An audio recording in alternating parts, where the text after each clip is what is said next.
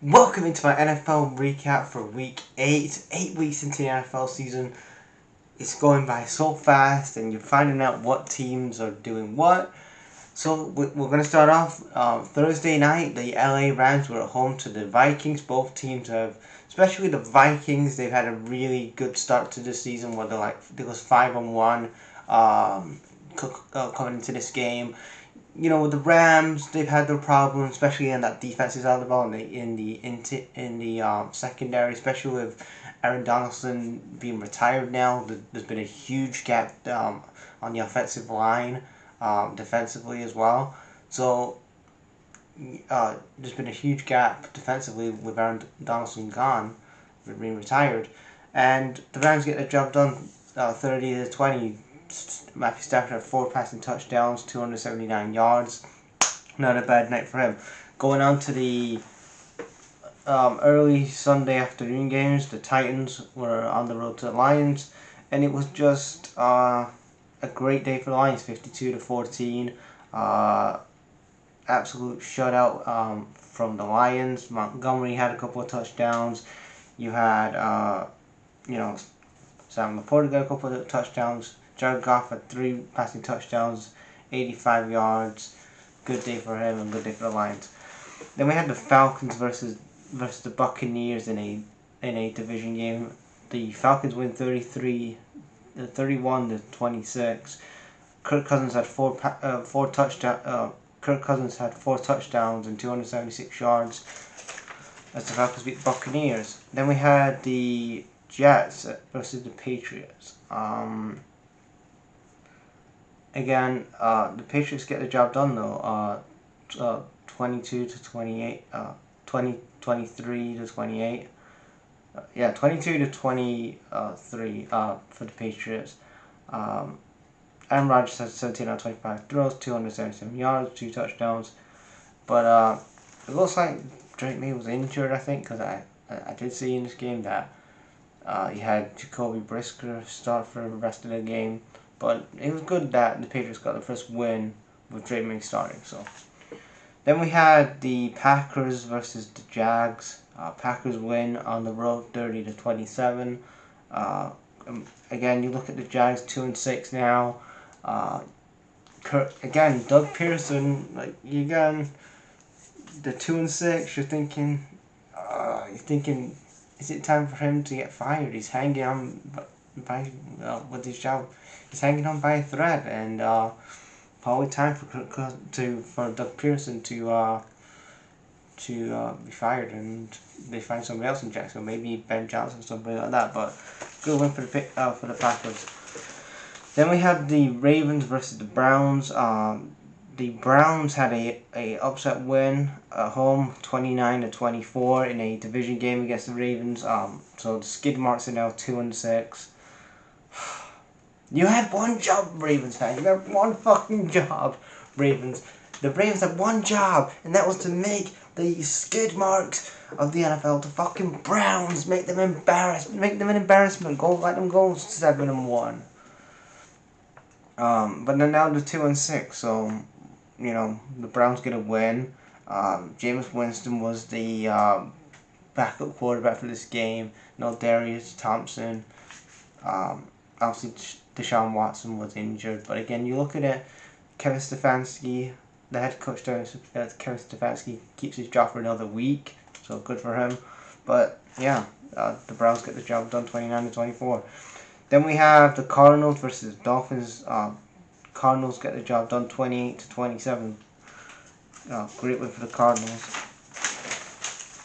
Then we have the Eagles versus the Bengals. The Eagles win 27-17. Again, you're looking at Nick Sirianni. He's probably another head coach that is on the hot seat right now. What are they like? Is it like 3-6 right now? Something like that. And the Bengals, both teams, again, you're looking at both of the head coaches, though, like the Eagles, and you're looking at Zach Taylor and the Bengals. Probably at the end of the season, I wouldn't bring either of them back. If Nick Sirianni, if he stays for the rest of the year, probably I'm not going to bring him back for 2025, and I'm not going to bring back Zach Taylor for 2025 either. So, just my opinion on that. Then we had the Colts versus the Texans. It was Anthony Richardson versus C.J. Stroud, and I've heard this. I saw something online a few hours ago that they're gonna bench CJ. They're gonna bench. The Colts are gonna bench Anthony Richardson for the next game. I'm like, why? I understand with the injuries and he's had a couple concussions last year and this year, but he's the guy that's gonna. He is still the guy. If he can stay healthy and doesn't take so many hits and the secondary can protect him like they should be, then he is still your guy. I don't understand this whole thing of benching him for Joe Flacco, who's nearly 40 years old. I don't understand the logic behind that, but the Texans get the job done 20-24. Bit of bad news for the Texans as well. They have Joe Mixon out for the rest of the season, so that's kind of a bad luck for them. Hopefully, maybe they can get somebody in the trade. They can trade somebody at wide receiver to fill that spot in. But Texans win 24-20. Good win for the Texans in a division game. Then we had the Bills versus the Seahawks. Bills steamrolled the Seahawks 31-10 on the road.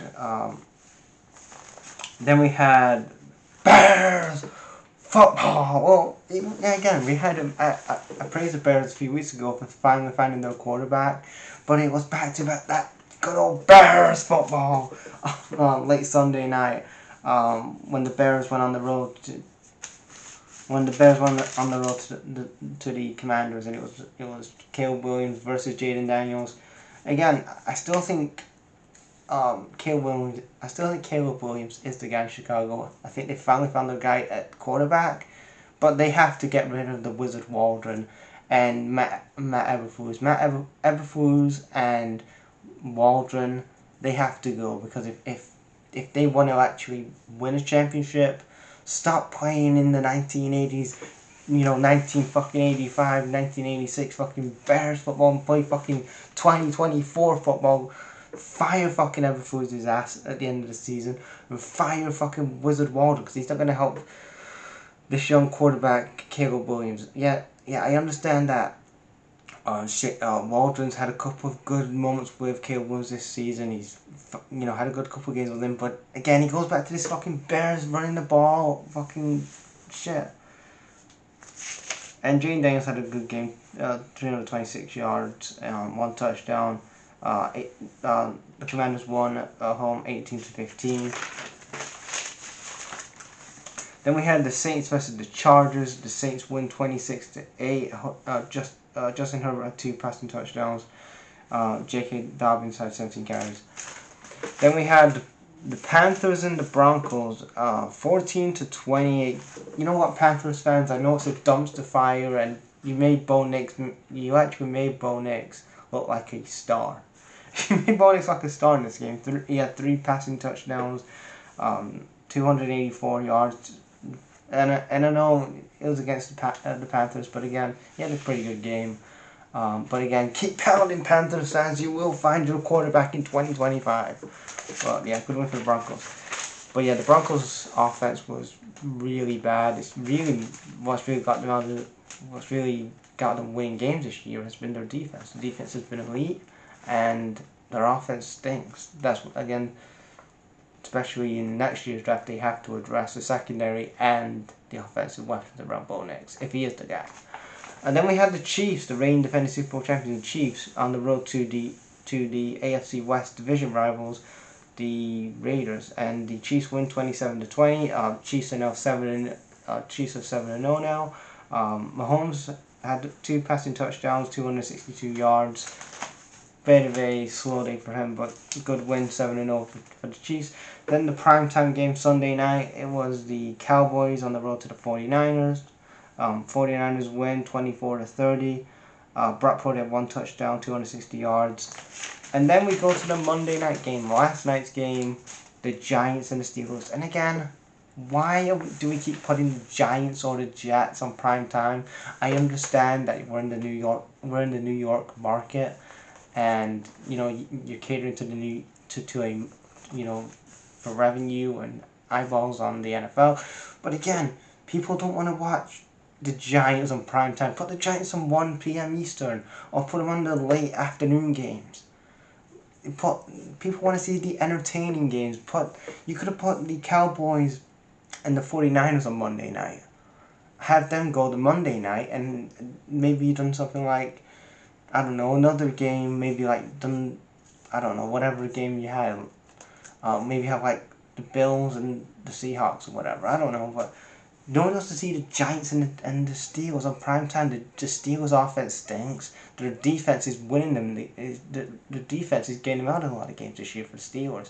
And I like Brian Dowell, but he isn't doing shit with this Giants team. And just stop putting him on prime time. And the Steelers win 26-18. And that was my NFL Week 8 review. Leave you guys' thoughts on this week in the comments, and I'll see you for my picks.